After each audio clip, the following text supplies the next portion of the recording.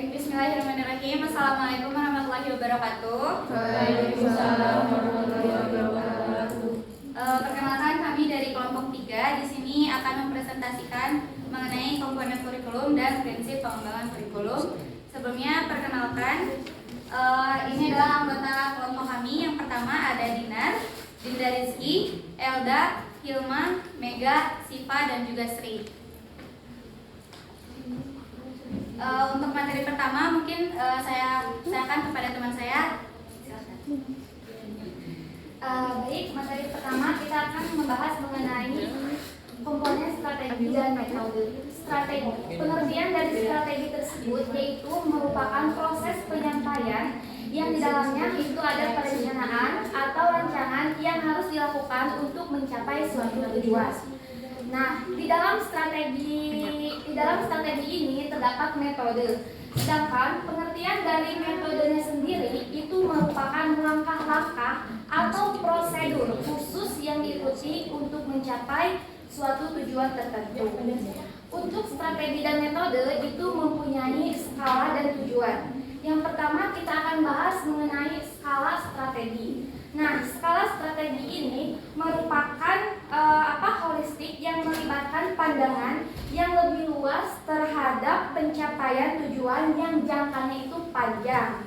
Sedangkan metode ini merupakan salah satu cara yang lebih spesifik. Jadi lebih spesifik dan fokus pada tingkatan atau prosedur strategi tersebut yang akan dicapai. Lalu ada yang tujuan. Tujuan yang pertama kita akan membahas mengenai tujuan dari strategi. Tujuan dari strategi ini untuk mencapai tujuan jangka panjang atau keberhasilan yang cakupannya sangat luas. Sedangkan metode itu mencapai tujuan dengan efisien dan efektivitas. Nah, sedangkan contohnya di sini kami mempunyai 2 contoh. Yang pertama dari segi pendidikan dan yang kedua dari segi kesehatan. Yang pertama dari segi pendidikan, jikalau kita mempunyai strategi ingin juara kelas, ingin mempunyai hasil ulangan yang bagus. Nah, metodenya, caranya itu yaitu dengan belajar dan berdiskusi dengan teman lainnya. Sedangkan contoh dari hal kesehatan, yang pertama misalkan kita ini ingin mempunyai badan yang bugar dan badan yang sehat. Nah, bagaimana strateginya? Strateginya yaitu kita harus terus latihan, berolahraga, dan jangan makan makanan yang pedas seperti itu. Udah, terima kasih. Selanjutnya dilanjutkan oleh Dinar. Silakan. Baik, untuk yang berikutnya itu terkait dengan strategi dalam pengembangan kurikulum. Untuk yang pertama itu ada strategi berbasis kompetensi, di mana dalam suatu kurikulum ini yang ditekankan itu adalah pencapaian hasil yang dapat diukur serta dapat diobservasi. Kemudian untuk yang kedua itu adalah berbasis proyek, di mana dalam sebuah kurikulum itu rancangan pembelajaran ditekankan pada pembuatan suatu proyek. Contoh model pembelajarannya itu seperti proyek peserta. Kemudian untuk yang ketiga ada berbasis proses, di mana pada suatu proses pembelajaran itu tidak difokuskan pada hasil akhir saja, tetapi selama proses pembelajaran itu juga harus diperhatikan oleh seluruh tenaga pendidik. Untuk yang berikutnya itu berbasis masalah. Sebuah kurikulum itu dirancang untuk dapat memfokuskan pembelajaran pada suatu permasalahan. Nah, dalam suatu pembelajaran itu dapat digunakan suatu metode yang dapat memecahkan suatu permasalahan dalam konteks nyata. Untuk yang berikutnya yaitu berbasis kontekstual, di mana suatu pembelajaran itu harus disesuaikan dengan lingkungan atau kondisi yang ada di sekitar peserta didik. Misalnya seperti budaya yang ada di daerah tersebut. Kemudian yang selanjutnya yaitu berbasis teknologi. Dalam proses pembelajaran itu kurikulum haruslah menggunakan pemanfaatan teknologi sehingga dapat membuat pembelajaran menjadi lebih efektif. Yang berikutnya ada berbasis kecerdasan. Dalam satu kelas tentunya siswa itu memiliki berbagai macam kecerdasan. Nah,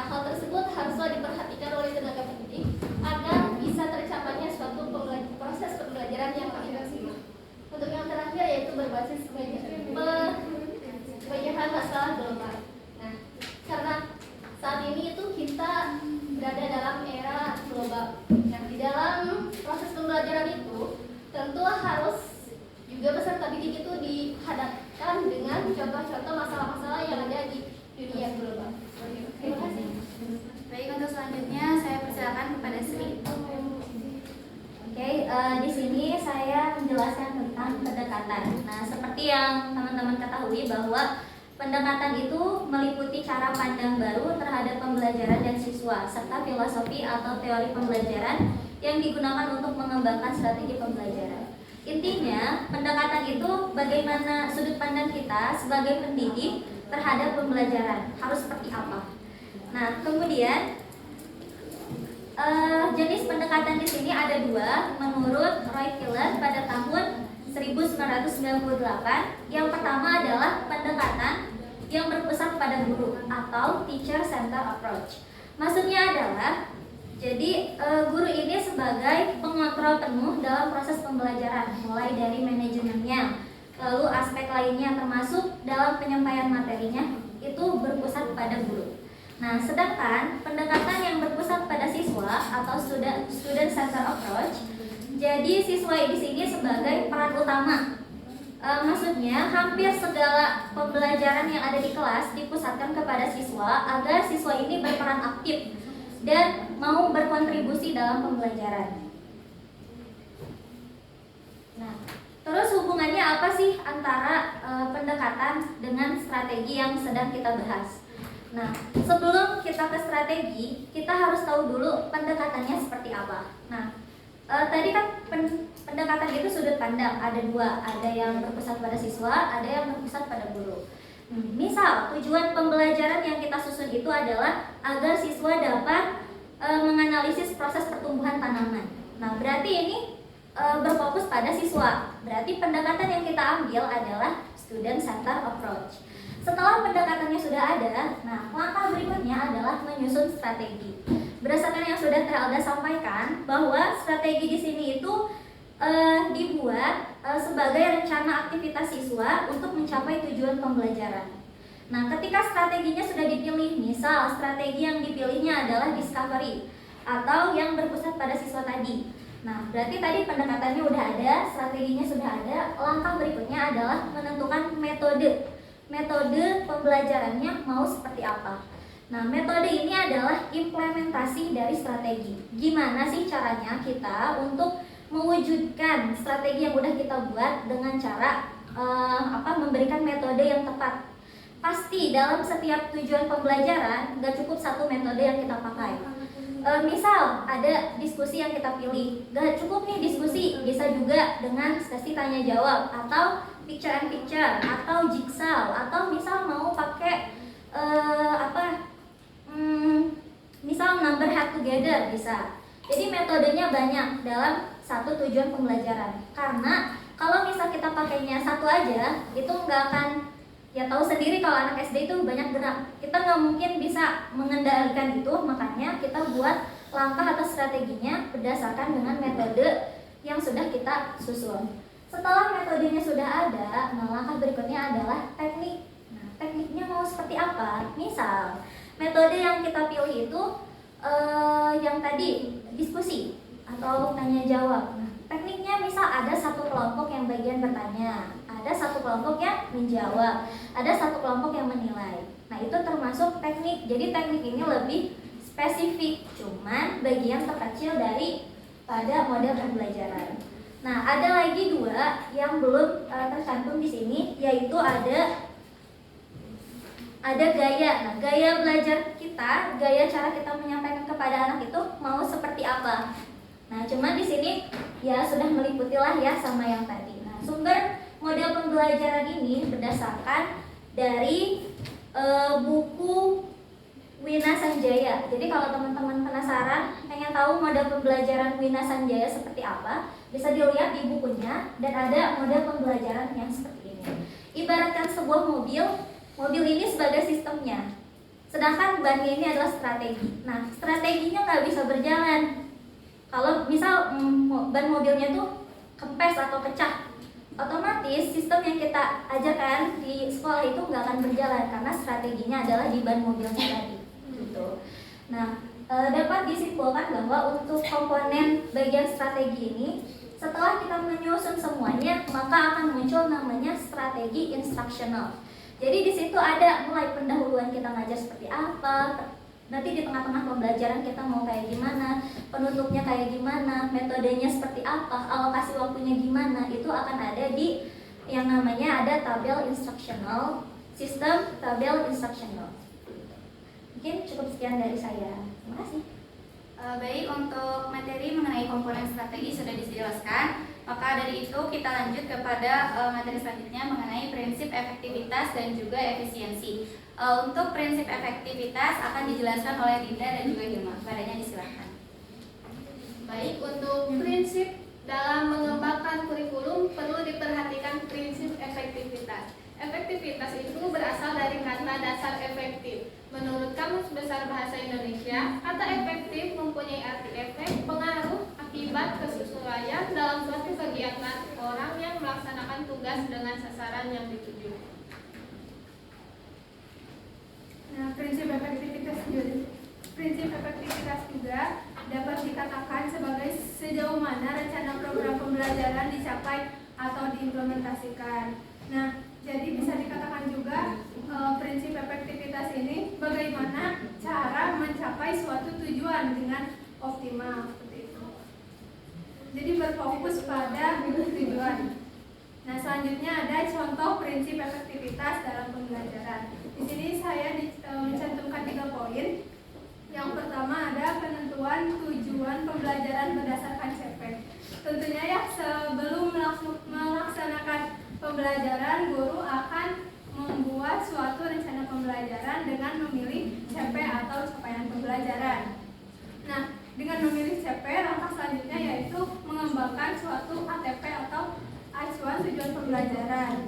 Nah, pembelajaran dapat dikatakan efektif apabila tujuan pembelajaran yang telah dirancang sebelumnya itu dapat dilaksanakan atau dapat tercapai oleh siswa.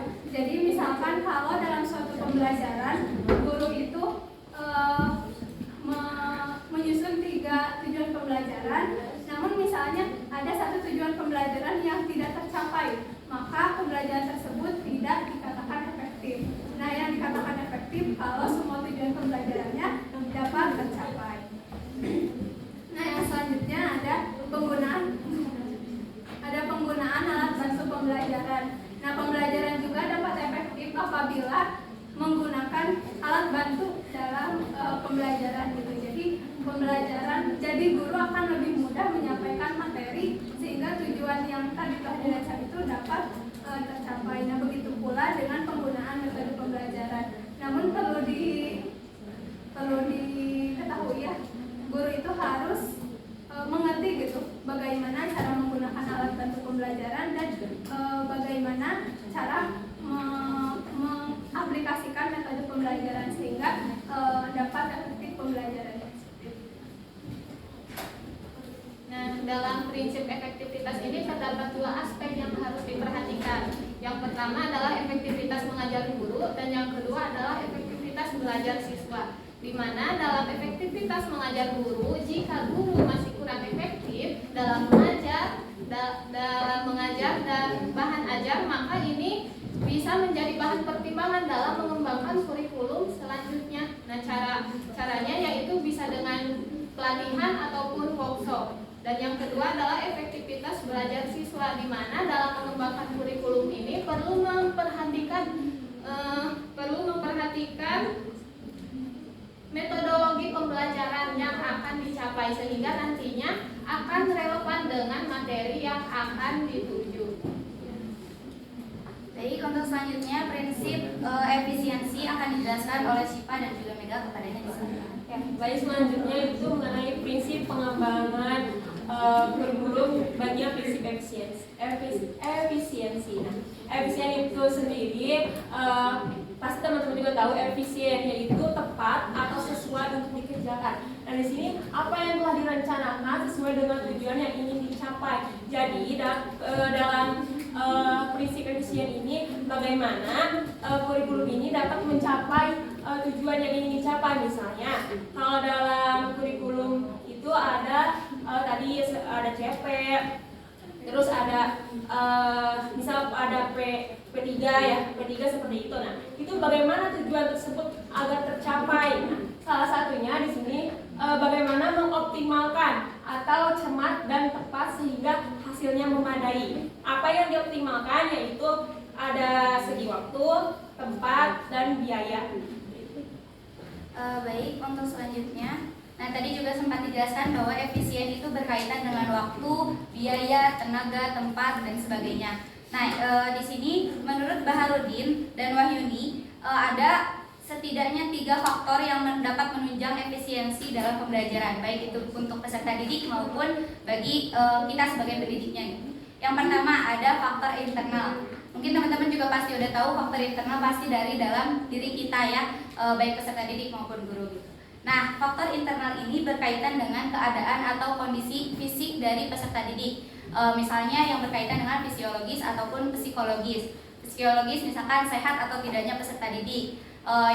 Yang psikologisnya itu misalkan yang berkaitan dalam proses pembelajaran seperti kecerdasan peserta didik, minat peserta didik, terus motivasi belajar peserta didik. Nah, itu juga bisa menunjang efisiensi dalam proses pembelajaran.